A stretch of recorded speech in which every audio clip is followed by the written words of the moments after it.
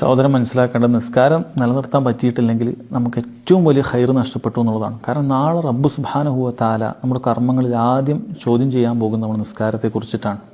ആ നിസ്കാരം നമുക്ക് കൃത്യമായി അതിന് മറുപടിയില്ല, സമയത്ത് നിസ്കരിച്ചിട്ടില്ല, ആ നിസ്കാരത്തിന് ശ്രദ്ധയില്ലാതെ പാഴായി പോകുന്ന തരത്തിലാണ് എങ്കിൽ നമ്മുടെ ബാക്കിയുള്ള കാര്യങ്ങളെല്ലാം അവതാളത്തിലാണ്.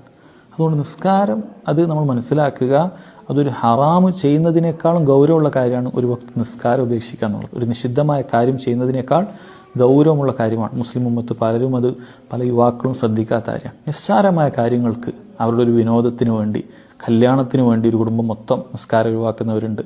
വിനോദ ടൂറുകൾ പോയതിൻ്റെ പേരിൽ നിസ്കാരം ഒഴിവാക്കുന്നവരുണ്ട്. എല്ലാം കൂടി അവസാനത്തിൽ ഖളാക്കാൻ അങ്ങനൊരു പരിപാടി സഹോദരങ്ങളില്ല. നമുക്ക് ജംആക്കാനുള്ള അനുവാദമുണ്ട് അതിൻ്റെതായ സാഹചര്യത്തിനും അതിൻ്റെ ആവശ്യങ്ങൾക്കും. അതല്ലാതെ മനഃപൂർവ്വം ഖളാ ആക്കി നിസ്കരിക്കുക എന്നുള്ളത് പാടില്ല. സമയത്ത് തന്നെ നിസ്കരിക്കാൻ ശ്രദ്ധിക്കണം.